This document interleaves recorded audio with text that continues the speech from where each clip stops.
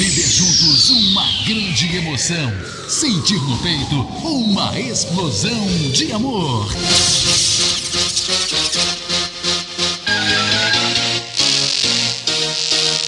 Está entrando no ar, na Catedral FM.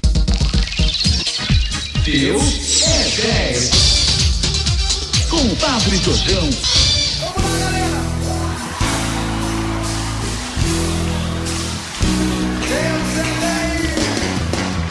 Bom dia, amados irmãos e irmãs, ouvintes da Rádio Catedral 106.7, Sintonia da Felicidade, só sucesso. Hoje, 29 de junho, dia de São Pedro e São Paulo, cuja solenidade litúrgica é transferida para o próximo domingo, por não ser dia santo de guarda no Brasil. No entanto, vamos meditar hoje sobre esse santo apóstolo, grande apóstolo, padroeiro dos pescadores, dos porteiros, aqui nós e trabalhadores de prédios, aqui nós cumprimentamos com todo carinho no dia de hoje. Vamos caçar nossa Bíblia perdida, lendo a primeira leitura da missa do próximo domingo dos Atos dos Apóstolos. Caçadores da Bíblia Perdida. Irmãos e irmãs, leitura do livro dos Atos dos Apóstolos. Naqueles dias, o rei Herodes prendeu alguns dos membros da igreja para torturá-los.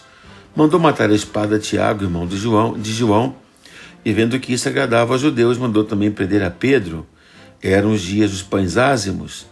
Depois de prender Pedro, Herodes colocou-o na prisão, guardada por 4 grupos de soldados, com 4 soldados cada um. Herodes tinha intenção de apresentá-lo ao povo depois da festa da Páscoa. Enquanto Pedro era mantido na prisão, a igreja rezava continuamente a Deus por ele. Herodes estava para apresentá-lo.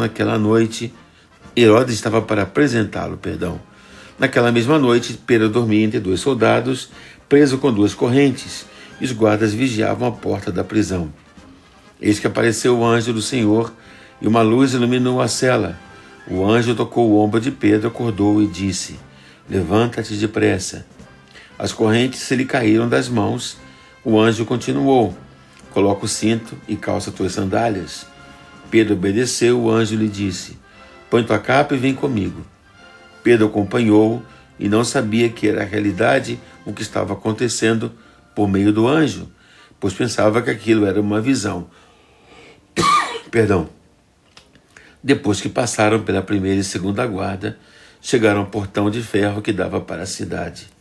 O portão abriu-se sozinho, eles saíram, caminharam por uma rua e logo depois o anjo deixou. Então Pedro caiu em si e disse: "Agora sei de fato que o Senhor enviou o seu anjo para me libertar do poder de Herodes e de tudo que o povo judeu esperava." Palavra do Senhor. Graças a Deus. Amados irmãos e irmãs, celebramos o martírio de São Pedro e São Paulo. A igreja nos fez ler uma passagem dos Atos dos Apóstolos, onde não é narrado o martírio de Pedro, mas como ele escapou do martírio. Ele estava na prisão, a igreja rezava por ele, o anjo libertou-o miraculosamente. Isso aconteceu em Jerusalém.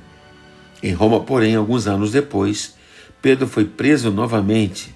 A igreja certamente rezou, mas ele não foi libertado, foi morto na cruz, de cabeça para baixo, na colina Vaticana, segundo a tradição. Essa diferença levanta muitas questões. Por que Deus interveio na primeira vez e não na segunda? De que adiantava libertar Pedro da morte se ele seria executado no final? É útil refletirmos também sobre essas questões, porque podem iluminar também a nossa vida e a nossa morte.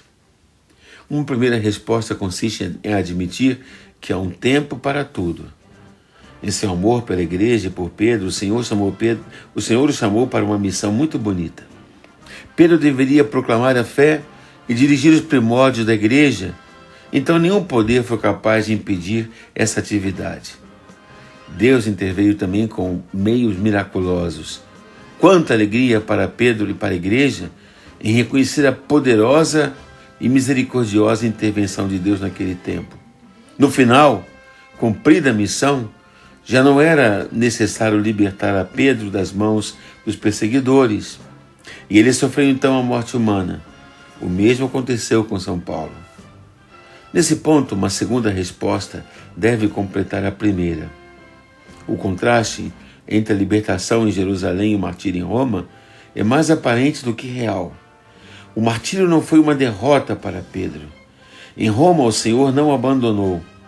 Na verdade, o martírio também foi uma libertação, uma vitória do Senhor e de Pedro. Em seu amor pela igreja e por Pedro, o Senhor o chamou para confirmar a fé, não mais em palavras, mas com o testemunho do sangue, e lhe deu a força do Espírito necessária para essa difícil e magnífica missão. Quanta alegria agora brota deste dom de Deus e quanta glória para Pedro e para toda a igreja. E há um terceiro pensamento. A libertação em Jerusalém preparou o martírio de Roma. E não é fácil aceitar a graça do martírio, porque o martírio é uma batalha duríssima, onde as circunstâncias externas põem à prova a fé, a esperança e a caridade. Os inimigos de Deus parecem triunfar, Deus parece ausente, a força de Deus não se manifesta, o amor de Deus não aparece. Em Jerusalém, porém, Pedro experimentou a presença de Deus, a poderosa intervenção do Senhor, o maravilhoso amor de Deus maravilhoso de Deus parecera visivelmente. Agora ele tinha certeza disso e era capaz de superar as maiores dificuldades na fé e no amor e obter a vitória. Pois é, meus irmãos, na vida dos santos, e por que não reconhecer na vivência cristã, a mesma experiência nos espera na medida em que Deus dispõe para cada um de nós. No início, Deus se revela a nós, respondendo às nossas orações e nos libertando de provações tantas. Assim, se formos fiéis na oração e no acolhimento da graça, aprendemos que Deus nos ama, nossa fé, nossa confiança e amor se fortalecem e nos tornamos capazes de superar as maiores dificuldades. No final, somos tão seguros do amor de Deus que o sofrimento e a própria morte não nos assusta mais. Em qualquer circunstância que se apresente, dificuldades, estamos firmes, mas se torna para nós ocasião do ato supremo de confiança em Deus e da vitória. Como São Paulo, na carta aos Romanos, chega um momento em que poderíamos dizer: se Deus por nós, que contra nós? Se Deus é por nós, quem será contra nós? Estou convencido de que nem a morte, nem a vida, nem os anjos, nem os principados, nem as coisas presentes, nem as futuras, nem qualquer criatura poderá nos separar do amor de Deus que está em Cristo Jesus, nosso Senhor. Paulo escreve aos Romanos, e que seja assim para ele e para todos nós. Pela intercessão dos santos apóstolos Pedro e Paulo, a todos abençoe-nos o Deus Todo-Poderoso, Pai, Filho e Espírito Santo, e que Deus abençoe o Santo Padre, cujo dia vamos celebrar no próximo domingo. E não nos esqueçamos que toda a coleta da missa do próximo fim de semana será destinada ao obra de São Pedro.